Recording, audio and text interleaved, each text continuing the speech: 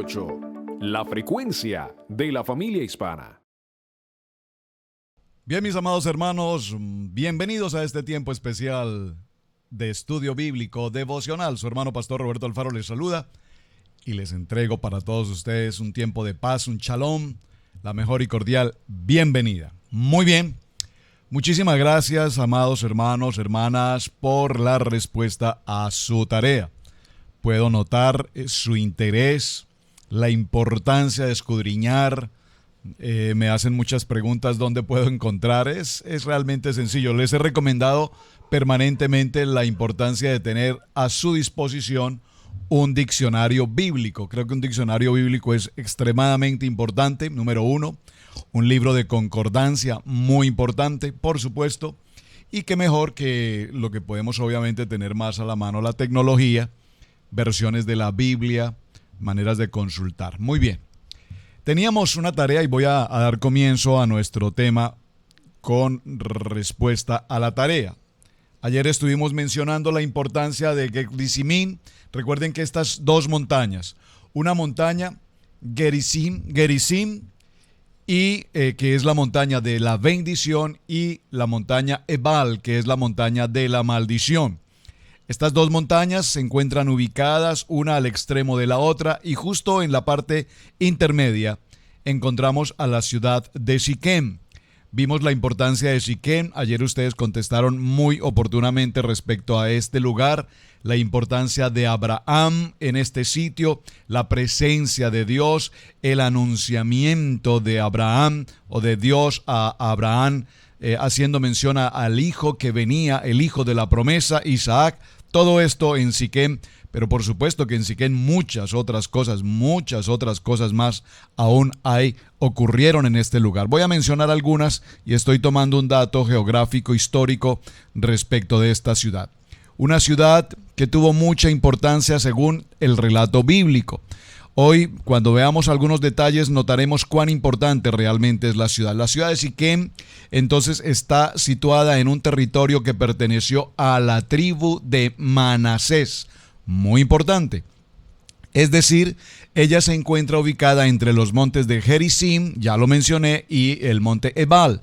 Montes donde se bendijo al pueblo de Israel después de obtener la victoria en Ai. Ya mencionamos esta batalla y esta victoria. ¿Recuerdan?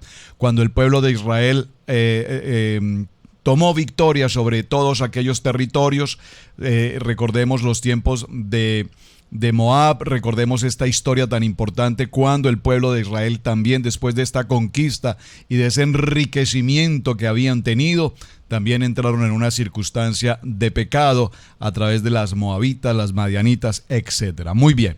Siquem domina la llanura de Ascar hacia el este y era un importante centro regional hace más de 3.500 años. Tenía unas murallas muy sólidas y enormes puertas. También contaba con un templo donde sus muros alcanzaban los 5 metros de espesor, y allí encontramos el pozo de Jacob. Está ubicada entonces, repito, Gerizim al lado izquierdo y el monte Ebal al lado derecho. Siquem es preeminente en el registro bíblico, comenzando con la promesa de la tierra que Dios hace a Abraham. Voy a tomar solo algunos textos para mencionarlos. En el capítulo 11, verso 29 del libro de Devarim, que es el que estamos cursando ahora: cuando Yahweh tu Dios te haya introducido en la tierra a la cual vas a tomar, pondrás la bendición sobre el monte Gerizim y la maldición sobre el monte Ebal. Más tarde, Jacob registra este lugar con su familia y se establece en poco tiempo. Durante la conquista de las 12 tribus se reunieron en estas colinas a recitar la ley de Dios. Muy importante, a recitar la ley de Dios. ¿A qué está refiriéndose este texto? A recitar las oraciones de la Torá. Muy bien, la ley de Dios, la Torá. Y las bendiciones y maldiciones que van con la obediencia y la desobediencia. Recuerden que el tema de esta semana, tiene que ver con observar, con mirar, con obediencia. Estoy colocando frente a ustedes dos caminos: el camino de la bendición y el camino de la maldición. ¿Cuál es el camino de la bendición? El que escucha y tiene oídos atentos que escuche. Estos son los mandamientos, las ordenanzas, y si cumples con ellas, es decir, obediencia. Recuerden que en el parashá anterior también hablamos que amar, la expresión amar a Dios con toda tu mente, con todas tus fuerzas, recuerdan, es una expresión de obediencia, no es amar en el sentido emocional, en el sentido sentimental o en el sentido intelectual, es amar en el sentido espiritual, y ese amor lo expresamos a través de obedecer. Muy bien. Y la desobediencia, obviamente, trae el resultado totalmente contrario. Es interesante mencionar en el capítulo 13, verso 3, nos dice, y volvió por sus jornadas desde el Neguet hacia Betel hasta el lugar donde había estado antes en su tienda entre Betel y Ai. Estamos hablando aquí en el tiempo de Abraham. Y Jehová dijo a Abraham después de Lot, que se apartó de él, alza ahora tus ojos y mira desde el lugar donde estás hacia el norte y el sur, al oriente y al occidente.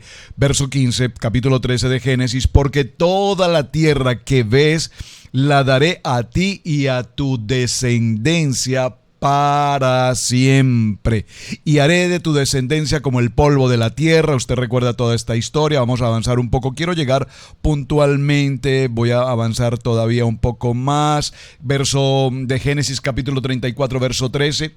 Pero respondieron los hijos de Jacob a Siquén y a Hamor su padre con palabras engañosas, por cuanto habían mancillado a Dina su hermana. Usted recuerda cuándo fue el abuso de Dina, la hija de Jacob, y la reacción de los hermanos, particularmente matando a todos aquellos hombres de este lugar. Bueno, avancemos.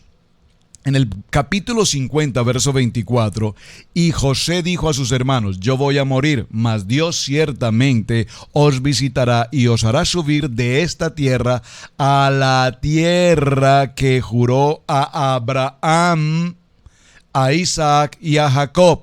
E hizo jurar José a los hijos de Israel, diciendo, Dios ciertamente os visitará y haréis de llevar de aquí mis huesos.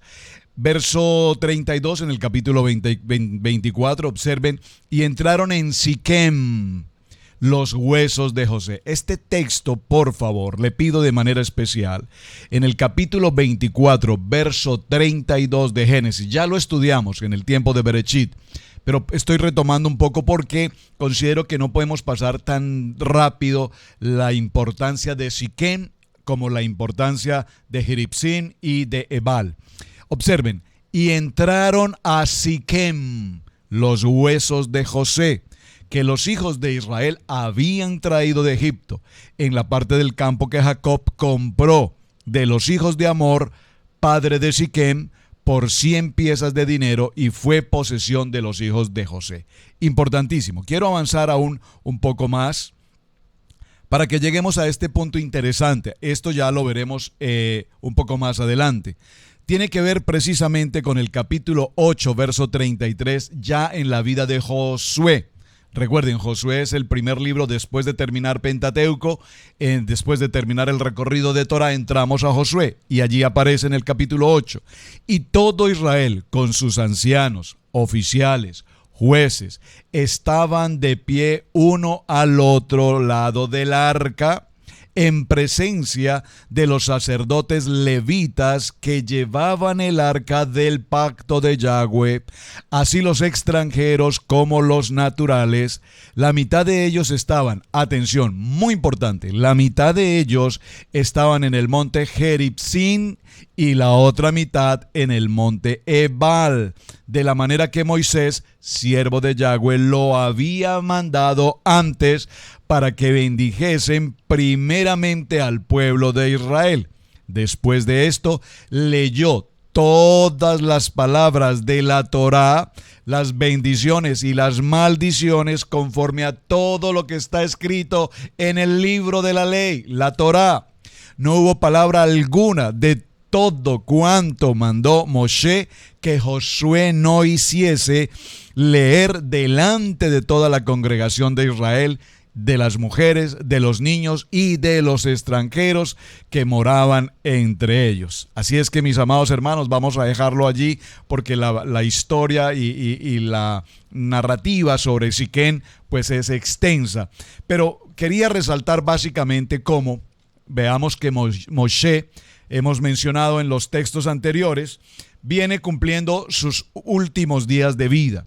En sus últimos días de vida, lo que él está haciendo es indicándole al pueblo de Israel y a los extranjeros que se han, puedo decirlo, nacionalizado, estará bien esta palabra, aquellos extranjeros que se han unido, que se han identificado con el único Dios, el Dios Todopoderoso, que participaron de la travesía por el desierto aún desde cuando salieron de Egipto, allí están, que son conocedores obviamente de la Torá, que son conocedores obviamente de los mandamientos, y todas estas ordenanzas ellos tienen claridad, se identificaron y entregaron su voto, su pacto con Dios, con el Dios eterno. Ahora, todo esto lo menciono ¿por qué?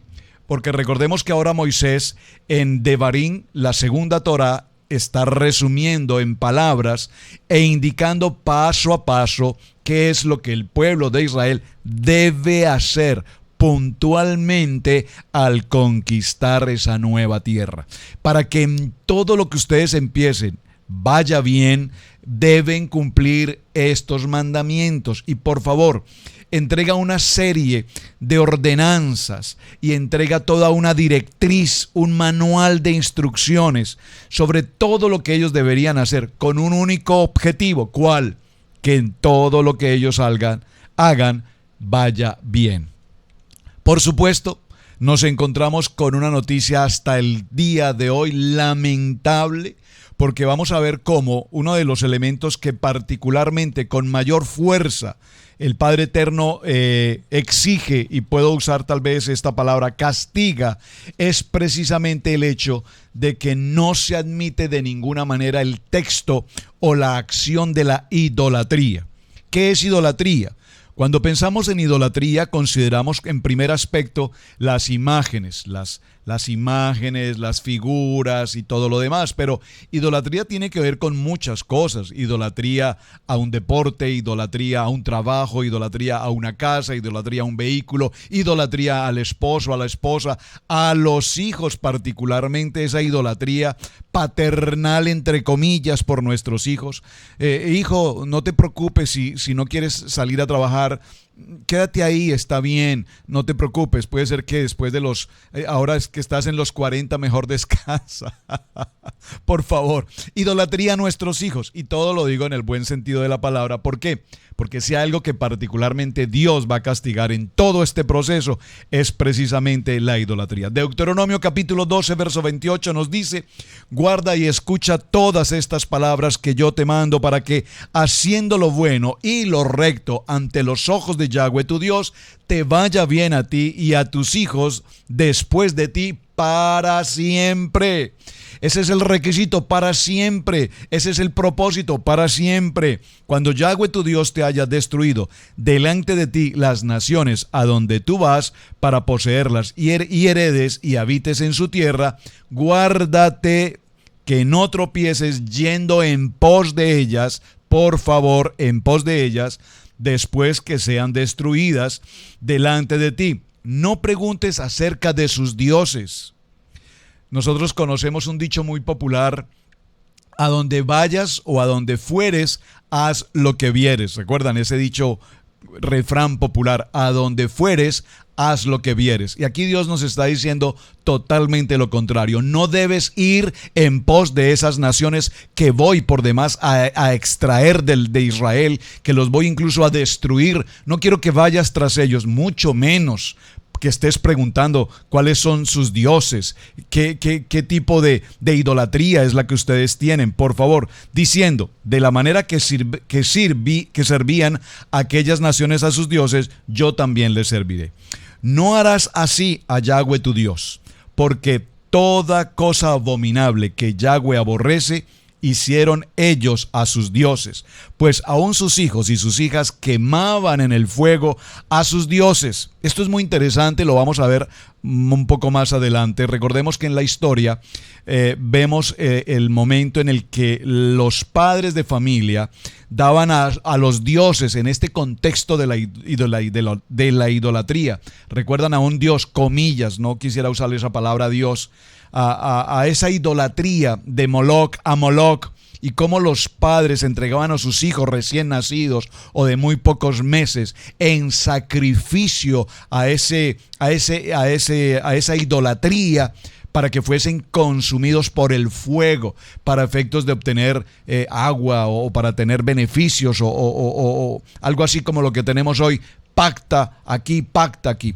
Es interesante, no puedo entrar allí, lo veremos en otro momento, porque ese dios Moloch, comillas, a Moloch, tiene que ver precisamente con una creencia que hasta el día de hoy existe, y es la famosa creencia pagana por demás de Papá Noel. Ustedes recordarán cómo en los tiempos de Navidad, que no es una celebración bíblica. Yo sé que esto a muchos les produce dolor de cabeza y van a decir, uy, no, pastor, corto aquí, hasta aquí llegamos. Pero la Navidad, la natividad que se celebra en la religión, no es un texto bíblico, no hay un contexto en la palabra que nos hable de esta celebración. Viene de todo un origen de Roma, etcétera, no vamos a entrar allí, pero sí es muy interesante para lo que estoy mencionando. Solamente recordar que esa celebración, esa imagen de Papá Noel, comillas, esa celebración tiene que ver con esta fiesta del dios Moloch, cuando se coloca a los niños. Usted ve hoy en el tiempo de Navidad cómo los hombres disfrazados de este personaje se colocan en los malls, en muchos lugares, toman asiento en una silla rodeada de regalos y de cosas, y los padres de familia llevan a sus niños, los colocan en el regazo de estos hombres para la famosa fotografía de Navidad. Eso que estamos viendo allí precisamente es una tipología absolutamente clara de lo que se hacía en los tiempos de la idolatría a estos seres, o a estos dioses. Nos cuesta mucho definitivamente entender esto, pero en el capítulo 13, para que avancemos un poco, en el capítulo 13 viene otro punto que hasta el día de hoy está vigente. Lastimosamente lo vivimos, lo palpamos, somos parte de una o de otra manera indirecta de esta historia. ¿Y por qué sucede esto? Porque dice la palabra, conoceréis la verdad y la verdad nos hace libres. Pero muchos, conociendo la verdad, prefieren tomar el camino de la maldición y no caminar en el camino de la bendición. Cuando se levante en medio de ti profeta o soñador de sueños, por favor, yo quiero pedirle de manera especial, subraye de manera especial esta palabra, soñador de sueños. Y te anunciare señales o prodigios, y si se cumpliere la señal o el prodigio que él te anunció, diciendo, vamos en pos de dioses ajenos que no conociste, y sirvámosle, no darás oído a las palabras de tal profeta ni a tal señor de sus sueños, porque Yahweh nuestro Dios os está probando para saber si amas verdaderamente a Yahweh, vuestro Dios, con todo tu corazón, con toda vuestra alma, con todas tus fuerzas. Muy importante, pero cuando hoy escuchamos estos profetas que aparecen de aquí, de allá, anunciando bendición, prosperidad, casas, fincas y cuantas comodidades, y la gente va tras estos hombres sin ningún discernimiento y sin ningún entendimiento. Y no digo que muchas veces de estas cosas algo sale, y entonces parece ser que ponemos los ojos en los hombres y nos distraemos del verdadero propósito que Dios tiene. Entonces este falso profeta, haciendo algunas grandes señales, que no nos lleve fuera de la verdadera obediencia al Padre Eterno, o estos falsos soñadores. Esta palabra de soñadores, solo quiero mencionar algo, hermanos. Con todo amor, respeto, por favor, recíbalo en el amor de la palabra. Estamos estudiando, estamos aprendiendo, pero es tan típico encontrar en nuestros lugares de congregación personas que son extraordinariamente soñadores y sueñan. Hermano, he tenido un sueño con usted, soñé que un camión sin frenos venía sobre su casa y causó la muerte a toda su familia. Estoy diciendo cualquier cosa, perdónenme, cualquier tontería para significar. Mucho cuidado con estas personas que sueñan y sueñan y sueñan y sueñan, y lastimosamente nunca sueñan cosas agradables. Cuando alguien se acerca y dice, oye hermano, soñé que vas a tener una gran bendición en tu trabajo y serás recibido con una promoción especial. Todos los sueños que la gente sueña con los demás hermanos en las congregaciones son sueños de fracaso, de miseria, de ruina, de muerte. Y cuando transmitimos esos sueños, pues las personas quedan traumatizadas. Pastor, es que el hermano soñó que un camión pasó por encima. Por favor, hermanos, la palabra es lo que tenemos que estudiar. Muy bien, ya en el tiempo que nos queda, porque el tiempo se nos pasa extremadamente rápido, quiero hacer un ejercicio final con ustedes. Y gracias por la pregunta, gracias porque de hecho tuve que estudiar para dar la respuesta. Obviamente quiero prepararme para las preguntas e inquietudes que ustedes tienen. Me hicieron la pregunta, ¿les gustan los números? ¡Qué bueno! La palabra que estamos estudiando hoy, re'e en el parashá, tiene el mismo equivalente al contexto de palabra. Palabra en hebreo es dabar. Dígalo conmigo, escríbalo, así como se pronuncia. Palabra en hebreo es dabar. Y la palabra re'e que estamos estudiando en esta parashá, que significa ver, observar, mira. Entonces, estas dos palabras en la gematría, a ver si usted puede recibirlo allí en la gematría. ¿Les gustó el tema de la gematría? Qué bueno que lo están entendiendo y qué bueno que lo están practicando. En la gematría para la palabra dabar nos damos cuenta que dabar se escribe de la siguiente manera. Letra resh, alef, hei. Dabar, palabra. La letra resh, usted ya conoce su tabla de los valores numéricos en el alefato hebreo. La letra resh tiene un valor de 200, la letra alef, recuerden que alef es la primera letra, tiene el valor de 1 y la letra hei tiene el valor de 5. ¿Recuerdan? Muy bien. ¿Cuánto nos suma este valor? 206. Es el valor numérico o el valor de gematría para la palabra dabar, palabra, que significa dabar. Ahora bien, para la palabra del parashá que estamos desarrollando hoy, que es la palabra re'e, entonces nos encontramos que se escribe de la siguiente manera. Letra dalet, letra bet y letra, que ya la mencionamos, la letra resh. La letra dalet, si usted va a su cuadro o ya lo sabe de memoria, qué bueno, entonces recordamos que la letra dalet tiene un valor de 4. La letra bet, que es la segunda letra del alefato, tiene un valor de 2. Y la letra resh, que ya la vimos aquí, tiene un valor de 200. ¿Cuánto nos suma? Nos suma 206. Interesante. Observen, la parashá que estamos en esta semana y la palabra dabar, que significa palabra, tienen el mismo valor numérico, 206. Muy interesante. Como les gustan los números, se los voy a colocar nuevamente un poco más de cerca para que usted detenga el video, lo pueda observar, lo pueda revisar, haga el ejercicio en casa. Y esta es la gematría para la palabra dabar, que significa palabra, y para nuestro parashá de hoy, re'e, que significa ver, observar, mira.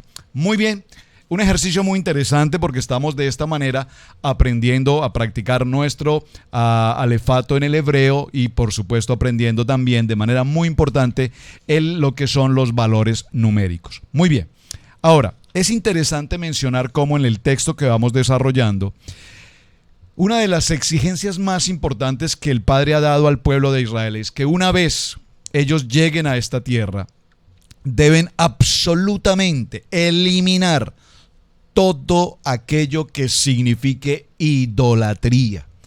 Todo aquello que signifique idolatría, en cualquier forma, de cualquier manera. Todo aquello que represente dioses ajenos, paganismo, idolatría, debe ser eliminado. No podemos contaminarnos con absolutamente nada de esto. Resulta que nosotros cuando venimos de la religión tradicional, pues desde muy niños seguramente en nuestros hogares aprendimos a tener toda una serie de imágenes y ¿cómo se llama? Sí, figuras en madera, en metal, en bronce, en cera, en arcilla, etcétera, etcétera, etcétera. Cuando viene el proceso de que conocemos más y más de la palabra y entendemos que la idolatría, no hacernos imagen de ninguna cosa, entonces entendemos que nada de esto tiene una relación legítima con el Dios eterno. Es decir, ¿cuántas veces nos hemos postrado frente a una figura hecha en arcilla? Dice la palabra, tiene ojos pero no ve, tiene oídos pero no escucha, tiene boca pero no habla. por favor, es tan elemental y tan básico entender que cómo podemos o pretendemos hablarle a una imagen y esperamos que esa imagen cumpla una labor sobrenatural sobre nuestra vida. Es impresionante hasta dónde hemos llegado en ese nivel idolátrico. Pero atención, para hacer nuestro cierre de reflexión hoy, quiero mencionar lo siguiente. No es solamente importante retirar todos estos contextos idolátricos en nuestros hogares. Necesitamos, recuerden que cuando viene el tiempo de Pesá, sacamos de casa todo lo que sea producto leudado, toda acción de que el leude la masa, lo retiramos por completo. Es mucho más importante y fundamental tener la claridad que se hace necesario retirarlos en primer lugar de nuestro corazón. En el libro de Deuteronomio, capítulo 10, verso 17 dice, porque vuestro Dios es Dios de dioses. Aquí esta expresión dioses, por favor, subráyela entre comillas. Él es el Señor de señores. Él es el Dios grande, poderoso, temible, que no hace acepción de personas ni toma cohecho, que hace justicia al huérfano y a la viuda, que ama también al extranjero, dándole el pan de vida, dándole el vestido, el cuidado, la protección, la vida, la salud, ese tesoro maravilloso que tenemos. Dice, amaréis pues al extranjero, porque extranjeros fuisteis en la tierra de Egipto. Y por supuesto, luego viene un punto importante y es el tema de la circuncisión del corazón. La circuncisión del corazón. En el libro de Ezequiel, en el capítulo 44, verso 6, dice la palabra, dirás a los rebeldes, a la casa de Israel, porque esta casa de Israel, en la medida en que avancemos, notaremos cómo después de que Moshe se tomó el tiempo de enseñarles el camino de la bendición, los estatutos, los misbot, las ordenanzas. Vimos en el libro de Josué cómo Josué siguió fielmente el mandamiento que Moshe había entregado. Y en el Siquem, Josué, ¿qué hizo? Se tomó el tiempo de obviamente cumplir con las ordenanzas que Moshe le había entregado, y tomó la Torá y leyeron absolutamente todos y cada uno de los 613 mandamientos que ya están vigentes y establecidos hasta nuestros días. ¿Saben? He escuchado esto a propósito del tema, porque es un tema que viene justamente en el capítulo 14. Es el tema, la ley del diezmo. Inefectiblemente diezmarás todo el producto de tu grano que rindiere tu campo cada año. Entonces, yo he escuchado personas, lo he compartido con personas, o me escriben algunos hermanos y me dicen, pastor, pero ¿cómo es el diezmo si aquí dice que lo único que podemos diezmar es lo del fruto de nuestro campo? Claro, por supuesto, ese es el texto bíblico para el tiempo del primer siglo, mi amado hermano. Pero recuerden que estamos en el siglo XXI. Particularmente yo no tengo labores de campo, yo no cultivo trigo, ni cebada, ni tomates, ni cualquier otro producto agrícola. No lo hago y creo que muchos de ustedes tampoco. Pero trabajamos, tenemos actividad laboral, ese es nuestro campo de trabajo, esa es nuestra cosecha. Entonces, si esto no fuese así, la palabra de Deuteronomio en el capítulo 28 tampoco se podría cumplir, porque la palabra del capítulo 28 en el libro de Deuteronomio, ¿qué nos dice? Estas son las bendiciones a la obediencia. Acontecerá que si oyeres atentamente la voz de Yahweh tu Dios para guardar y poner por obra todos sus mandamientos que yo te prescribo hoy, todos, nos está hablando de los 613 ordenanzas.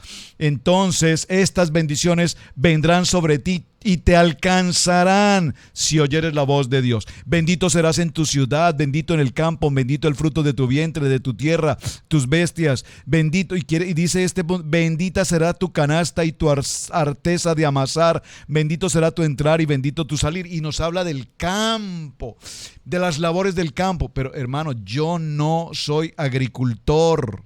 Por lo tanto, la manera como yo cumplo con mi ley de ofrendar, de presentar mi ofrenda y mi diezmo, es con el producto de mi trabajo, del campo en el siglo XXI. ¿En qué tu trabajo estás? En el trabajo que tú desarrolles, de ese campo que tú tienes, de ese campo desarrollarás tu ofrenda. Vamos a dejar el punto para el día de mañana. entraremos a este capítulo 14 y veremos en detalle el verso 22 en adelante, para que de paso aclaremos algunos contextos muy mal entendidos, además muy mal interpretados. Los mandamientos legalmente, según la Torá, en la Biblia, el Pentateuco, 613 ordenanzas, y en ninguno de ellos dice que dejaremos de presentar nuestra ofrenda. Así es que si no cumplimos, si cumplimos con determinados, los que me convienen y con los que no me convienen, estamos en una contrariedad con el propósito establecido por Dios para su pueblo. Mis amados, su hermano Pastor Roberto Alfaro les saluda. Muchísimas gracias por acompañarnos. Gracias por compartir esta enseñanza con todas las listas de sus amigos, familiares y demás. La enseñanza es muy importante. Recuerden, aprender la palabra, amar la palabra y vivir la palabra. Shalom, bendiciones, hasta el día de mañana.